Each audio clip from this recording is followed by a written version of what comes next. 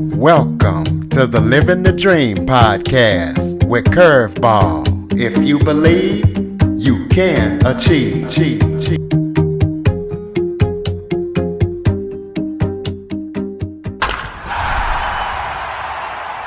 Welcome to Living the Dream with Curveball, a podcast where I interview guests that will teach, motivate, and inspire. Today I am joined by a special guest. He is a partner in Shane Salk's production. Shane Salk is an award-winning audio creator, producer, and sound designer. Shane's product has reached over 200 million impressions, spanning over 150 countries across the world. So we're going to be talking to him about everything that he's doing, how he got started in acting, and anything else he would like to talk about. Shane, thank you so much for joining me today. Absolutely. Thank you so much for having me. It's a pleasure. Why don't you start off by telling everybody a little bit of background about yourself? All right. Yeah. I was born in Seattle, Washington, and my first love and everything was theater, and I went to school for acting. I moved down to Orange County, California for that, which was quite a culture shock. I gotta say, I didn't do very well the first couple of years there, just socially, just anxiety and stuff. But after I got out of school, growing up, I listened to a lot of old time radio shows, Dragnet, Suspense, Gunsmoke. I could go on and on. So I always had a love of audio. And when I graduated, I had the opportunity to partner and create a show in 2008. And my love is the idea of taking the medium and taking a medium, and especially with audio, and bringing it into the mainstream, and not sitting back in your laurels and going, well, this is what it is. This is what it can be. No, you can't do that. You can't do that. I want to push those boundaries and go, well, I can make Lord of the Rings just audio. That can happen. It's not a stagnant medium. Then I've been acting. I performed with Disney internationally for a little while. Moved to New York because I was very tired of LA. And then I produced a version of A Christmas Carol that was all audio with my producing partner, Bill Holmes. And that went really well. We had some really great people in it. Huge animation people, Maurice LaMarche, Rob Paulson, who as a kid, I would watch them do Pinky and the Brain, and they're just these iconic voices. So being able to work with them was a little jaw-dropping to me. I wasn't quite sure how to handle it. And so over the course of many, many years, I've always been trying to elevate this audio medium. And then I've been trying to get a company started in projects, and I wanted to do it right. I didn't want to do it just sort of the way I've done other things where it's good, but it's kind of fly by the seat of your pants, make it work with nothing. So after a number of years of trying to get resources and stuff together, I had the opportunity to open up a studio in Los Angeles and create Carcerem, which is our current show. It's a fantasy fiction audio series, full cast of over 120 people, cinematic immersive sound design, original music, original scripts. It's kind of a mix between Lord of the Rings and Princess Bride, and it is more like a movie than some movies I've seen. And that's really what we want to do, is bring a new kind of entertainment to people in a new form. I mean, it's an old medium. Radio is an old medium, but we have such new technology that people aren't utilizing. And I think that people take for granted how much the audience can imagine and how much the audience will come with you when you lead them somewhere. You don't have to hold them by the hand and tiptoe around everything. The audiences are smart. So that's where I am now. I'm in Los Angeles, and we produced Carcerem, and it's out on podcast platforms, and I run a recording studio, which I never thought I would do in my whole life. I never considered me running a recording studio and knowing how all these buttons work and knowing how to remote in all these people. But when running the studio is the reason that I get to make this art that I want to make, you figure out how to run a recording studio to do the other stuff that you love. Well, what is your philosophy when you are writing and designing audio? What philosophy or things that you go by when you're doing that? My biggest philosophy with when it's writing, when it's sound designing, uh, I was fortunate to be able to have a number of writers help with this. We had a writers weekend and some other people help with scripts. And I always say, write the movie, don't write for audio. Because one of the things that I find, and I find this in TV, I find this in comedy. I do a lot of comedy. I was the genie with Disney, so comedy is sort of a thing. I find that people write for the audience not to understand what's going on.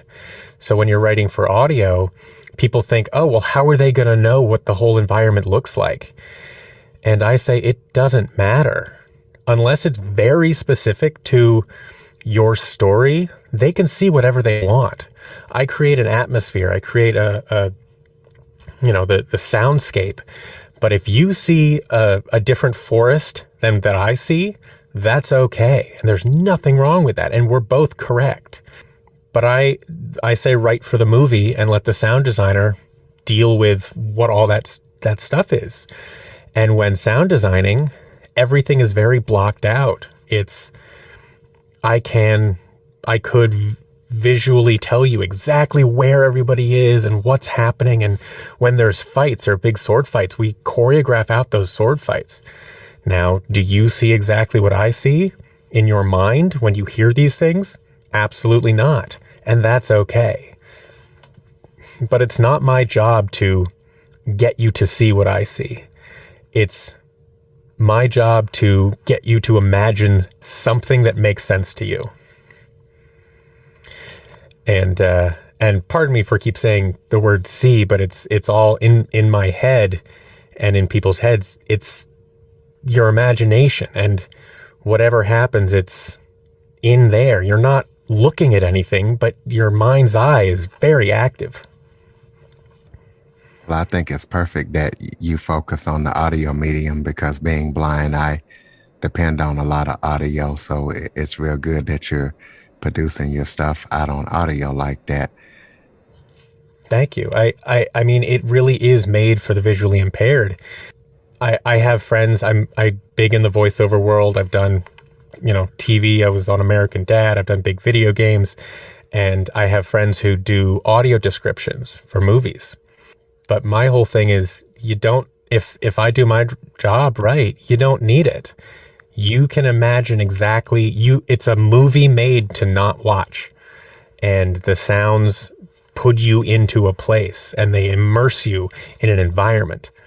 And I think it's, one person told me it's like reading a book without having to read. Because that's how it activated their mind, which I thought was very interesting.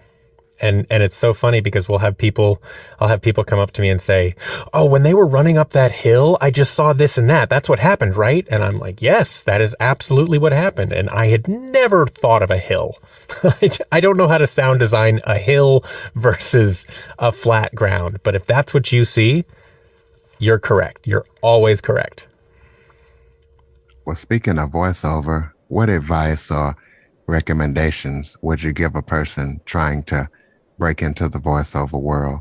Voiceover is an ever-changing world.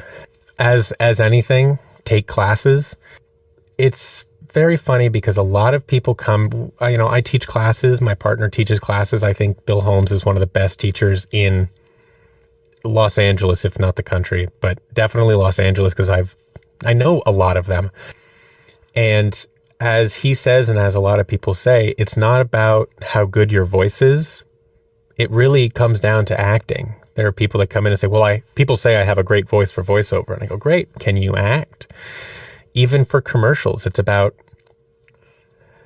having a conversation with somebody, even though you're selling newspapers or flights to Antarctica, the way you get people to buy those is to just have a conversation with them. Nobody likes being told what to do. So how do you have a commercial without telling people that they should go buy something.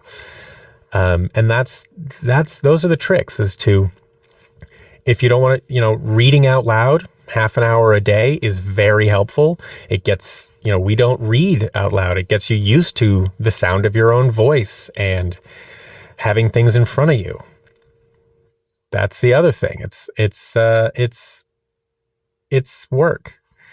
Once you get it down, it's a lot easier, but it's not, don't get into it for the money. I'll say that. Don't get into it for the money, because it is very hard. There's a lot of people out there. The industry is always changing.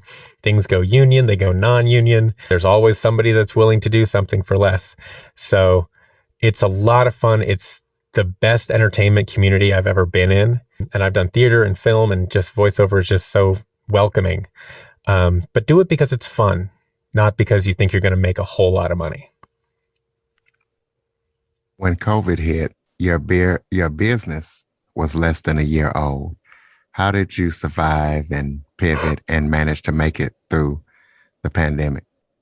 Yeah, that was actually quite a challenge and a scary time. Like I said, I had never run a business before.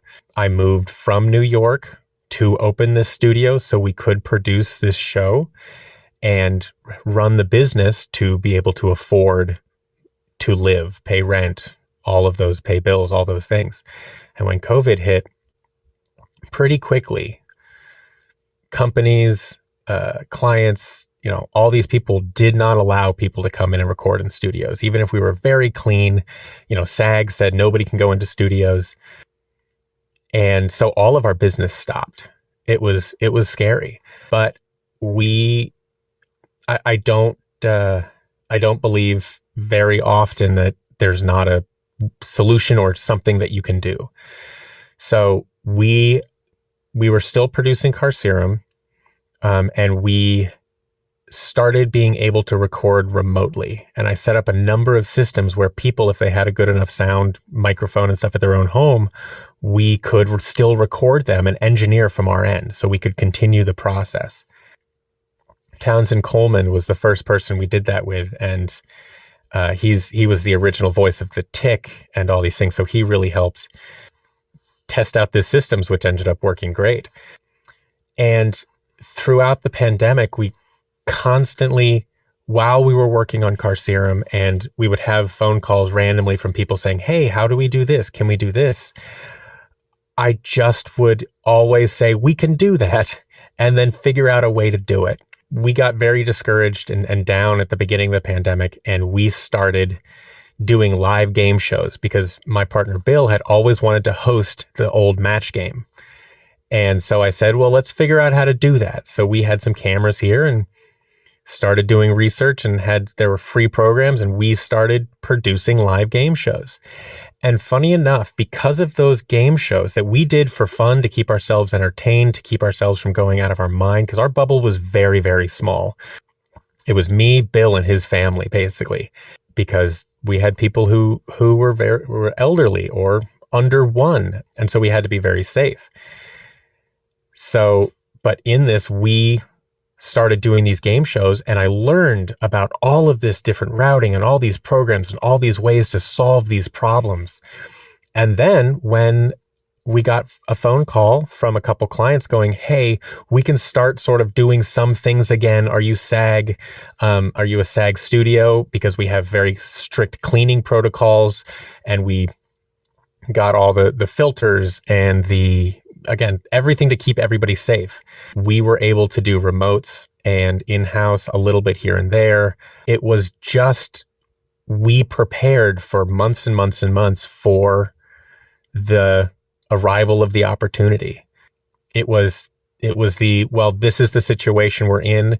How do we make the best of this situation? And fortunately, by the grace of God, we were able to contain ourselves, keep everybody safe, and allow production, ours and other people's, to continue to the best of any ability during the pandemic.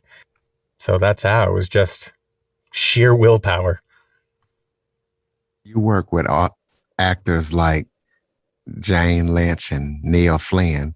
How were you able to get them to work on some of your products? And what was it like to work with them? Yeah, I will say both of them are fantastic. Jane Lynch, from Glee and Marvelous Miss Maisel. My partner and Neil Flynn, from Scrubs or The Middle. He was the janitor in Scrubs, and my partner Bill is. We have the exact same birthday, September 22nd, but he is quite a few years older than me. And he has been doing voiceover for a very long time. He comes from Chicago. So a lot of these voiceover people that we have, like I mentioned, Maurice LaMarche, Rob Paulson, some of these, we have like 3 or 4 different Ninja Turtles in this thing, Wonder Woman, Grey Delisle. And so Bill has known these people for years. He's kind of came up in the industry with them, and they really like working with him. They just like him as a person. And we did a Christmas Carol back in the day, and people heard that and were like, well, why didn't you call me? So this time we called anybody and everybody, and they all jumped. We did not pay what these people are worth. We paid, SAG minimums, but all of them did it because they like us, they liked the project, and they had a great time doing it. We create a very fun environment, and people really respond to it. Jane Lynch, actually, Bill had known in Chicago, and sort of like You're Ready at the Right Time. A friend of hers called us and said, my friend Jane needs a recording studio for something. Is there any chance that we could use yours? And we said, absolutely, come on over. And she said, she was so nice, so friendly. And she says, if there's anything I can do for you guys, let me know. And we go, well, actually, Jane Lynch, would you have any interest in doing our show? And she said, absolutely. And we gave her a choice of what part, and she picked the biggest one. And we just brought her in for a day, and she had so much fun, and we had so much fun. You can actually, there's like interviews with her that we have behind the scenes. And it's amazing watching these people work, because you really get to know why they are successful. They come in, they enjoy themselves. They're not always, they're not worried about, am I doing it right? Is what's this? What's that? And Bill and I really because we didn't write men and women into any of the roles. It was whoever we thought would fit that role. And it constantly changed all the time. And so when Jane came in, we had her come in, and she started doing her thing. And we're like, okay, so this is who she is. This is how she sees the character. Let's adjust and play. All we did was play. We had the director, Cameron Crowe, who kind of fell into our laps and became a friend of ours, come in and do a part. And it was so very funny, because the part originally was written as like a very strong and like mean guy, and Cameron does not have that voice at all. So while he's in there, we're literally changing the scene. We're changing the character to fit. And I think it's one of the best scenes. It's so funny, but it fits the actor. And that's the fun of it. And that's why these people who have the big names and stuff are so good, is because they just come in to play, and we adjust and we say, well, let's try to take it in this direction. Then they start playing in that direction. And if, again, we just make such a fun environment, I think people really respond to that. And I have the great fortune of having Bill, who has known a lot of these people for a very long time. Now, when you mentioned SAG, I heard you mention that Mm-hmm. acronym a couple of times. Tell everybody what that means for those who might not know. Yeah, SAG is the Screen Actors Guild. It's actually SAG-AFTRA now. It's 2 unions that move together, and they are the acting union. They dictate it's like safety protocols and minimums for how much you can pay people for different projects and things like that. So it's just an acting union. What were some of the mental challenges that you faced when you started up your business? That is quite a heavy question. It's a very important one too. I have struggled with anxiety and depression throughout many years.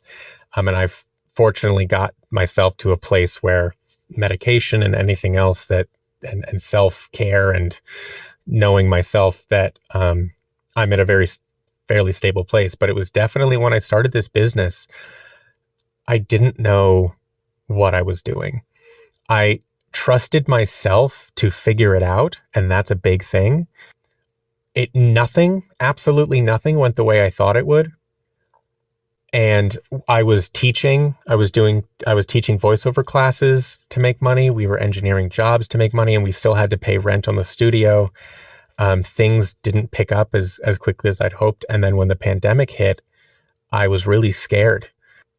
And at the same time of trying to make the studio run, we were having to produce Carcerem, which is the fun part, but there was so much riding on what it felt like was so much was riding on every single day that I woke up and came into the studio, or every single decision I made designing Carcerem, that there were definitely times when I had to talk myself down, just off of calm yourself down, take some time. I'm a very social person. And when the pandemic hit, you can't see people. You can't go and hang out and relax that way. So there were times when it was 12, 15, 17 hours in the studio all at the same time. So I had to remind myself to, pull back, self-care, that kind of thing. And that while it feels that everything, because I moved from New York to LA. I lived in a back house with no kitchen. I felt like I moved here and started this business, and here we are.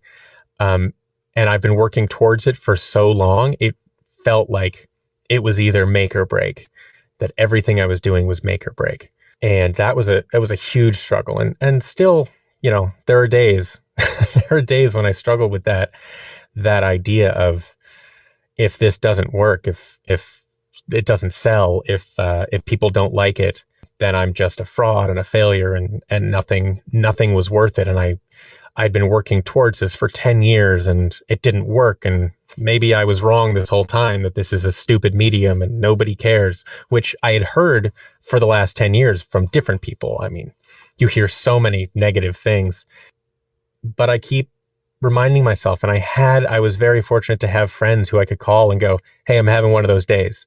And then they remind me of all of the things that I had done, all of the work I had put into things, that it wasn't just a fly by night, idea. It's that you've done these 50 things that you don't even think about. But every day you wake up, you did those 50 things so you could wake up and be where you are. I had to remind myself, because I know that especially for entrepreneurs and stuff, you can gain weight, you can become very unhealthy because of the hours, and it's depressing. So I worked very hard starting in January to, eat healthy and focus my energy on something else besides the project and the company. While again, 100% of my interest was in the company and focus was on the company, I realized that if I didn't have, again, something else, even me cooking healthy foods or whatever, learning what the heck healthy foods was. I mean, I would eat a salad, think it was healthy, and not think about how much salad dressing I was putting on, things like that. But even something small like that, focusing, was making the project better, because I was in a happier place, because I didn't have to spend 24 hours focusing only on this one thing that I felt was a make or break in my entire life. It was and continues to be a huge challenge. But I will say that even at this point, I'm very, very proud of all of the work that I've put in and my team's put in, and the things that I've accomplished. So if for some reason nothing ever happens, if my business doesn't work, if the studio just stops working, if nobody hears the show, I can still look at it and go, I'm really proud of the work I did and the products I put out there and what I've been able to do. And I don't rely on awards or accolades or anything like that to define my worth and my success. Don't get me wrong. I would like all of the awards and all of the accolade, but it just doesn't, it doesn't, whether you get them or don't, whether I get them or I don't get them, I'm very proud of what I've done. So let's talk about audience building. When you're writing fantasy or sci-fi, what's the best way? How do you build an audience? It's a very good question too. It's hard. When the pandemic hit, a lot of people started doing podcasting. A lot of people started doing anything they could do from their home. And so podcast or audio series kind of became a buzzword in some circles where they're like, oh, great, you have one too now. And I've been doing this for a very long time. But I really believe that you build an audience from sort of the ground up. You don't go after large groups of people to get your name or your product out there. You go after a small community. You go after a few of your friends that really, love this kind of medium. You go to Facebook groups and go, hey, I know you 20 people really like fantasy. Check this out. It's kind of a mix between Lord of the Rings and Princess Bride. If they cling on to it, those are the people that are going to get really invested in it. And then they're going to spread it to their friends. It doesn't happen overnight. But slowly but surely, things will grow and cream rises to the top, as they say. Which, thinking about it, is a weird way because you always want to mix your coffee. But that's a whole other thing.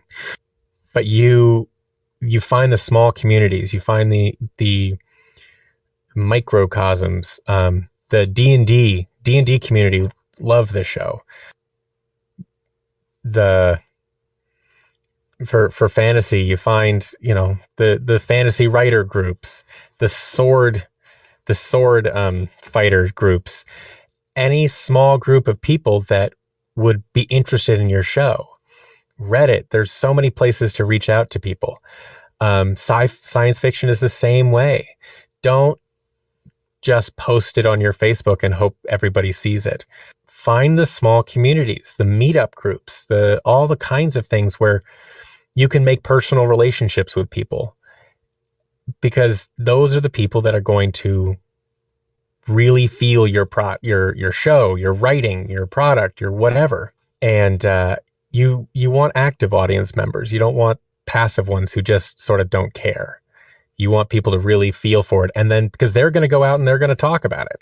That's how I feel about it. The more people you can get talking and really love what you're doing, the better. And it grows and grows and grows from there. For somebody trying to do an artistic endeavor, what do you feel is the biggest downfalls or the biggest mistakes they might make? I think that there are two, and they're similar. It's people don't trust the audience. I mentioned this earlier. It's that when people, nobody likes being talked down to. So don't go, well, I'm going to go walk over to this red door and leave, and then open the door and leave. If you're saying all those things, you're talking down to your audience, and you don't need to. And trust your own design. Trust the style. If your style is that's fine. But do it because you like that style, not for because you think it's necessary.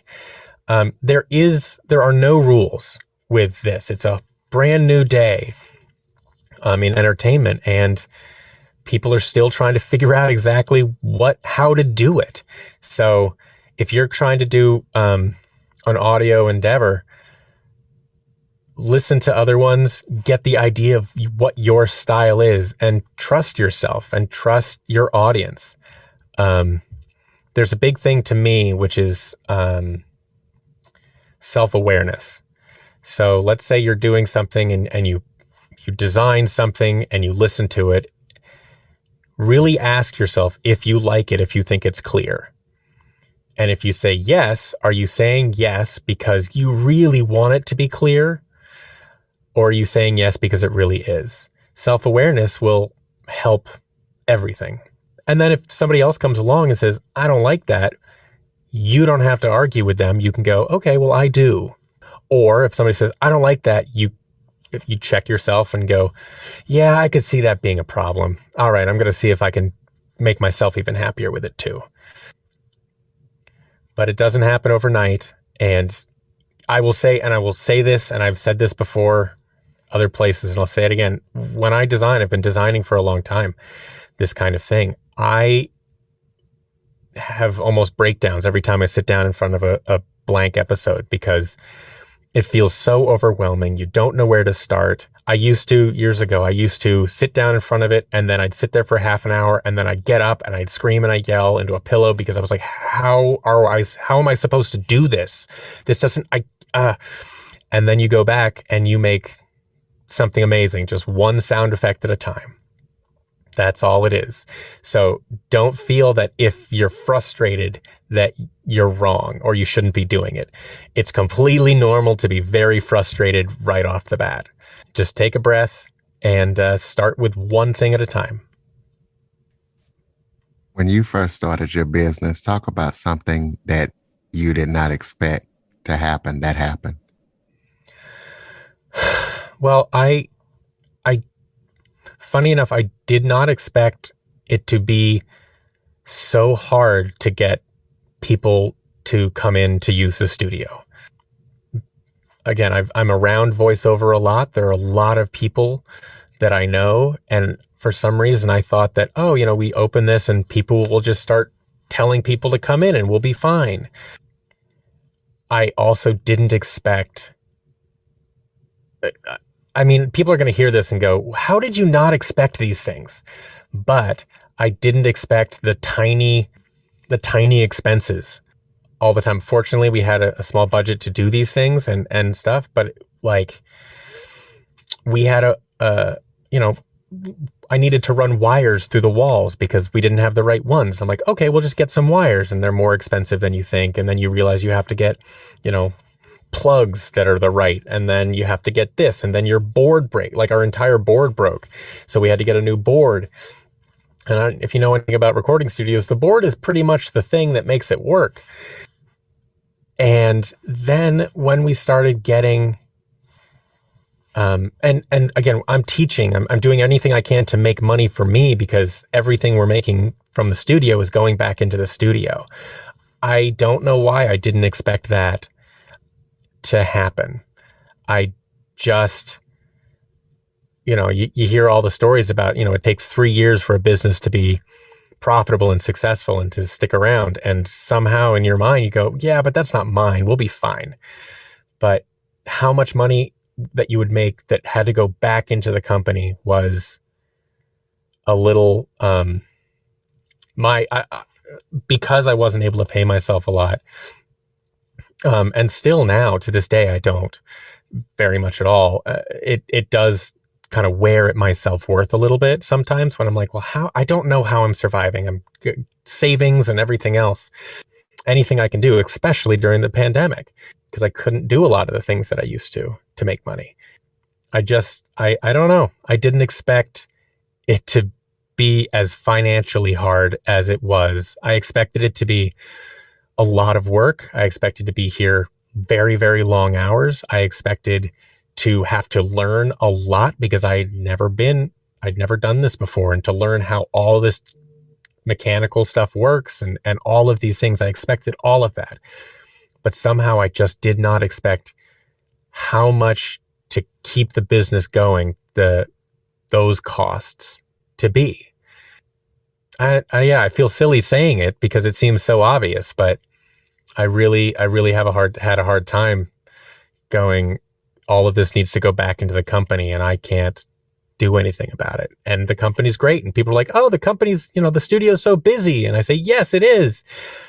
But I don't know how I can feel sustained at the same time. But you get there. You again, you look around and you see how much you've done with how little, and you can be really proud of that. Talk about the ideal person that you would like to work with, or the ideal person that you would work with that might walk into your studio. The ideal person to work with would give me a lot of money and then leave. That would be the ideal. As an artist, as somebody who likes working with people in that capacity, producing, the ideal person is somebody who has ideas, that there's no ego. I think one of the biggest things that kills art is ego. I think most of movies and audio shows and improv groups and all these things that sort of work and then stop. I think that people have egos about it. It's like, well, that was my idea. Well, that was my idea. Well, I did these three things, but you're getting credit for just as much as I'm getting credit for. And I think if you take all of that away, the ideal person is going, everything we do here is I'm putting my all into it. You're putting your all into it. And whatever product we get out of it is the best thing that we can do. Somebody who is just all about the product, that's all about the having fun while doing it, that will come in and play regardless of what they're doing. If they're acting, if they're producing, if they're, coming and saying, oh, I really want to work with you on a new game show, or I want to work with you on this or that. It's just somebody who wants to not just go, well, here's the idea, you go do it. But somebody who's, self-motivated in terms of like, oh, this is what I did. What do we think? And that if it's like, well, I don't really like it because of these reasons, there's no ego about it. They're like, yeah, okay, I get you. And then we move on and we find something else that works, and everything is everybody's. I love collaborating. I think it's one of the joys of everything that I do is collaborating with amazing people. And the best people to work with are the ones that want to collaborate, to want to work with you, that want to get the best product and have the most ridiculous time doing it. If you're not having fun, do something else. That's my thought. We kind of talked about this a little before, but I know a lot of people in the blind community, and in your bio, you talked about how your work is entertainment for the blind community. Kind of expand on that. And if there are going to be any people listening, let them know how this entertainment medium would be good for them to check out if they're blind. Absolutely. The everything growing up listening to the old time radio stuff, again, there's no visuals. It's not TV. I saw worlds in my head. I pictured people. I could turn off the lights and I'd still be in Dodge City in Gunsmoke. And I found it to be, I'm dyslexic. I'm very dyslexic. Reading is very hard and I'm very, very slow at it, but I love stories. And so when I started my first show in 2009, I wanted to create the most realistic space we could. And it's not audio description. It is a movie for someone who's not looking at a screen. You hear the battles. You hear the sword fights. You're in the environment. You put on headphones and turn off your lights. For Carcerem, you're in the middle of a monster fight. You're in the middle of a sword battle. You're in the middle of a magical forest.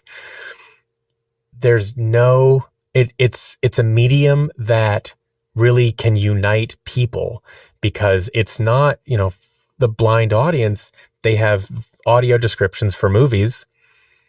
Here is a movie you don't need audio descriptions for. Instead of taking entertainment and modifying it for a blind audience, literally created something for the blind audience and for the seeing audience at the same time. It's not, again, it's not modifying something. It's not taking a book and then having somebody read it to you.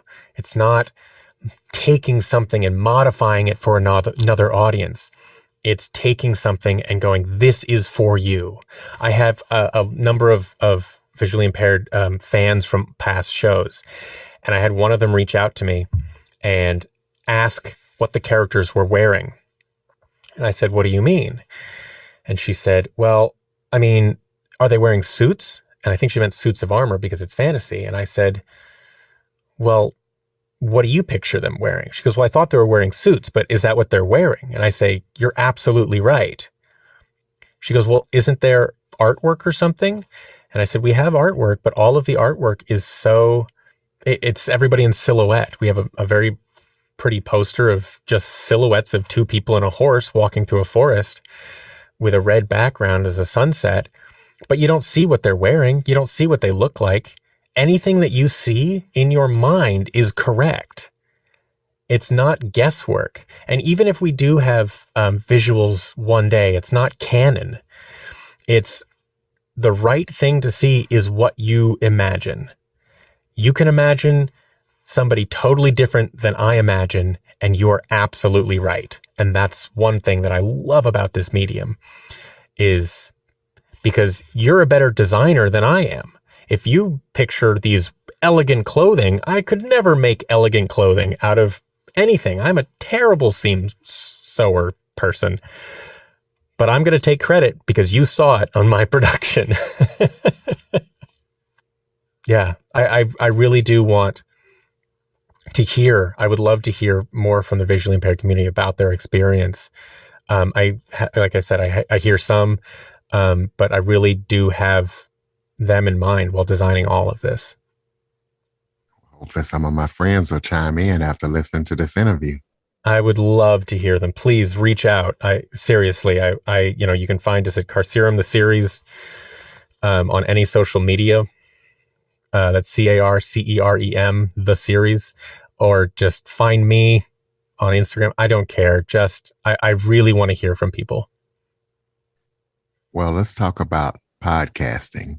Okay. Give out some podcasting tips as somebody with a recording studio. And I know in your bio you said you could touch on that. So Yeah. give us some tips. Oh, there's so many tips. If you're just starting out, don't expect your first episode to be your best episode.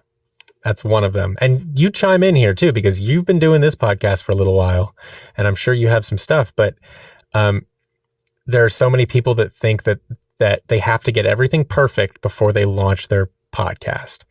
And I will say that's not true, depending on what kind of podcast you have. For Carcerem, I felt we needed to get that first episode really perfect because it's a continuous story. That first episode leads to the second, leads to the third, and so on. So everybody's going to start at episode 1.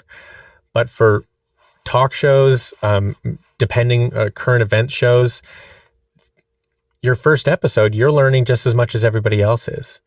And so many people that I've talked to just say, well, I'm not quite ready. And it's kind of saying, when will you be ready? Also, I have a buddy who does a podcast called Actor CEO. It's about actors. And the first interview he ever did was with me. And we did it in an old apartment of mine. And it never aired. I don't think he ever put it out, because he realized after doing that interview, he's like, he can interview better. He has other things that he wants to cover.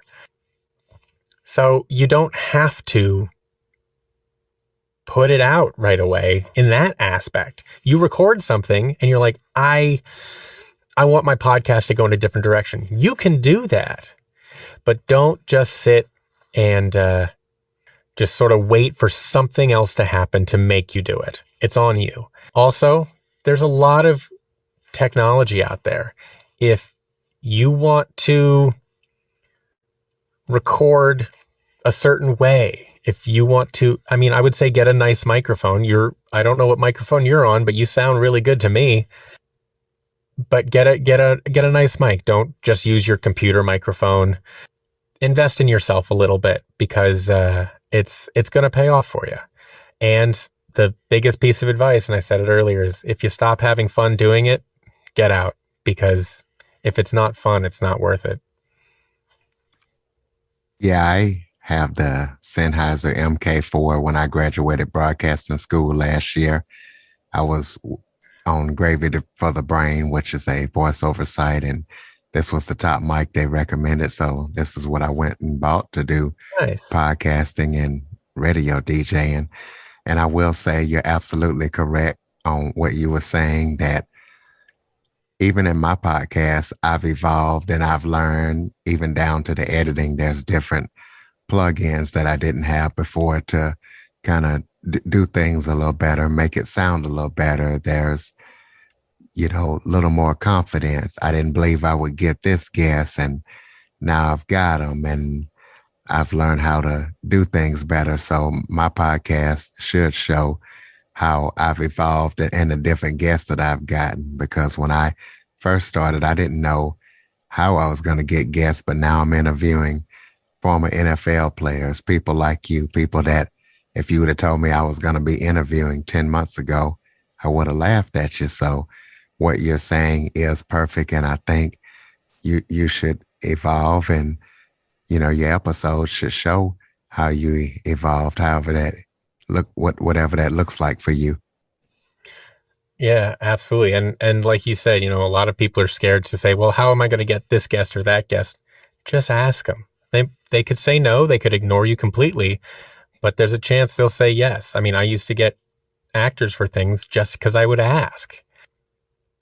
Michael Emerson, who, if anybody watched Lost, he was the leader of the others. He's an amazing, amazing actor. And I went to an event which he was at, and I happened to run into him and ask him if he would. And I just said, would you be willing to do this thing for me? I'm doing this short kind of pilot radio thing. And he said, absolutely, call my people. And sure enough, a couple months later, we recorded it. Just ask. There's no harm in it. And you're worth it. Somebody said the other day, and I thought this was so brilliant, whatever you're worth, don't forget to add tax and a tip. And I thought that was really, really fun and clever, because everybody, underestimates themselves. And you're like, yeah, but don't forget to add how amazing you are to even try. You know what? Succeeding is easy. Failing is really hard. So trying is the worst. It's terrifying every single day. But you look around and you see people who you feel that other people are succeeding around you. And you're like, yeah, that's really easy to do. It's when things aren't going well and you still get up and try. That's when you can look and you go, I know I should be proud of myself now. I may not feel it, but knowing it in my head is at least part of the battle. Absolutely. Let's talk about some current or upcoming projects that you're working on that you would like people to know about. Absolutely. I mean, Carcerem is the biggest one right now. Again, CRCEREM. It's a podcast. You can find it on all those podcasting platforms. Carcerem, the series, on Instagram and Facebook and Twitter and all those things too. And carceremtheseries.com, you can find all of the info with behind the scenes interviews and things like that as well. We also are still doing, we cut back a little bit, but we do live game shows here. You can find that at craptv.online. You can search Crap TV, CRAPTV.online on any social media platforms and Twitch and all these things. And again, we just have a lot of fun doing those things. So you can follow us on Facebook or on Twitch to know when we go live for those things. I mean, fun, again, everything I say, if it's not fun, stop doing it. And I really try to hold myself to that. It's not fun every single second of every single day. Sometimes it's downright miserable, but overall, I'm having a lot of fun doing some really silly things. And as long as I can sustain that, I think I'm doing okay. Well, speaking of fun, let me throw another question out there. Yeah. It might not be necessarily not fun. For example, I'll take me. It's not that doing my radio shows, being on iHeart is not fun. Mm-hmm. But sometimes it could be that, okay, this is fun, but somewhere I have to make some kind of money and see some kind of return. All I'm doing is putting out money, for example, spend $400 on the microphone, spend this much this month for that. And it's like, okay, this is fun. But at some point you kind of get down because you're not getting anything, or you're like, okay, I don't want to do this forever, just talking to myself. Or right. What would you say to people that feel that way? I feel that way too. I mean, but we have 32 or so episodes of Carcerem in the first season out. And by the time we got to that 25 mark, 20, I was miserable. I was really, really having a hard time because I was working so hard and it was all I was doing and pushing through. And there is an essence to that. And I agree, at some point you want to see a return on your fun. It's a hard one. I mean, there's two thoughts on it. I'd say if you're still having fun and you're able to maintain yourself doing this, if you're doing your iHeartRadio job and it's sustaining you and allowing, I mean, like I said, I run a sound studio so I can produce these things. Running the studio is not nearly as much fun as producing the things, but I know that my return, meaning the amount of joy I get out of producing these things, is worth the amount of work and torment I go through running the studio. Self-check-in, self-awareness. That's all I can say is, I mean, I want to say keep at it. I want to say keep at it, keep learning, make the connections, learn how you can make, you can get your sponsors so you can one day not do your other job and you can sustain yourself just on your podcast. All of those things are 100,000% possible. And I truly believe that anybody can be successful. I don't think that in the, having money coming in because of your podcast, I think anybody can do that. I don't think everybody will do that, as we always see. But just because you're this person or that person or that person doesn't mean that you can't be successful at what you're doing. So it really is a personal thing, whether you're gaining enough joy out of doing the thing you're doing to, make up for how much work and energy it is. Sort of like voiceover, I think that if you're just in it for the money, it's not going to work out for you. I think if you're in it to make money and you have a great time doing it, I think that's a much better reason to be in doing what you're doing. But there's no magic bullet. There's no magic switch. There are people that succeed very quickly and there's no rhyme or reason to it. And then there are people that work for 10 years or 20 years and then finally get that big break that they needed. And you never know what path you're on until you're at the end of it or you're in the middle of it. When it happens, when the bushes break and you're in the field, you don't know. So that's why I keep saying you got to have fun doing it while the road is hard. I was an actor I'm still an actor, and I was in New York, and I knew a number of people who finally their whole dream was to make it to Broadway. All they wanted to do was be a Broadway actor or actress. And they did it. And then that was the first and last Broadway show they did because they quit afterwards because they realized they had reached the pinnacle and they really weren't happy doing it. That was not what they wanted, but they had been working towards it for so long that they felt just so driven to do this thing. And then once it was there, it was not what made them happy. So that's why I think self-reflection is very important for all of us. Yep. They always say you never know when you're going to succeed. So if you love it, never quit. Why don't you throw out that contact information again, full contact information, and give us some final thoughts to close it out? Absolutely. It's Carcerem, the series, CARCEREM, theseries.com, or you can find it on any social media at Carcerem, the series, or on any podcasting if you just search Carcerem. That's CARCEREM. And you can find me, Shane Salk, on Instagram. I have Facebook page, Twitter, all those things. And I make it easy. It's just ShaneSalk. That's it. Just Shane Salk. And I want to say thank you for having me on the show. I really enjoy this and enjoy your questions because